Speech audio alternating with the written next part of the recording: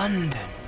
It's magical. Definitely makes you want to come and see London. Paddington is an iconic British character. He's dressed in the colours of our flag. I think Paddington's a national treasure. He likes marmalade. He's very curious. Paddington comes from darkest Peru, and he arrives all alone on Paddington Station. Why don't we find you some help? Oh, yes, please. We wanted to make it a warm, inviting place. I think we do welcome people with open arms. And Paddington himself got a very warm welcome from the Brown family. Paddington? Sorry. That's how his adventures begin. That bear is a danger to this family. Awesome. It is a very specifically British story, though what I love about it is I think it crosses borders, emotionally, character-wise, thematically universal, and I think it will appeal the world over. Nice weather for the ducks. In Australia, he was still a big part of our culture, I think, because it's access to London and it was access to the British culture. It's the London we recognise, but it has a warm glow about it and a slight difference that makes you look at it afresh, I think. I wanted to see London through Paddington's eyes.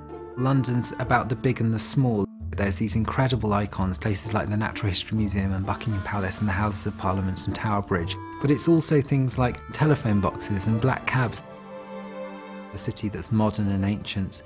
It's almost timeless. It's a very beautifully visual city, so if you want to do anything creative, it's very inspiring. It is in many ways a love letter to London. It's made by people who love this city. We have lots of bits of Visit Britain throughout the film. We've used lots of the posters and it's on the side of the bus, and if you look through the underground there's all of the warm, friendly opening things on Paddington's side of the underground from Visit Britain, and all of the doom, scary, frightening things like make sure your smoke alarm's on and never open the door on Henry's side of the escalator. So we've used their imagery all the way through the film. I think it's absolutely fantastic, and I almost found that more overwhelming than the film itself when I realised that Paddington was actually going to bring visitors to Britain to see the place where the film was made, and that it suddenly felt very, very big at that point. And I'm very, very proud, actually. I'm very grateful to the people of Primrose Hill particularly who put up with us putting snow all over their street. And I apologise if they get busloads of tourists for the next 10 years.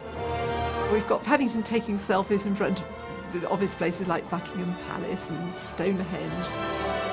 I'm amazed actually he hasn't got sort of smears of marmalade all over his camera lens.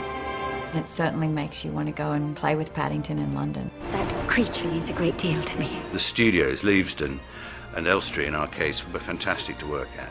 We do have the best crews in the world.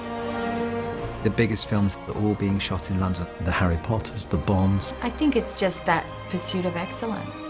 Frame Store, who did our bear effects, were extraordinary. You see his fur and you see all the details on his nose and his eyes. Great technicians, great financial opportunities, great locations. See Britain through Paddington's eyes.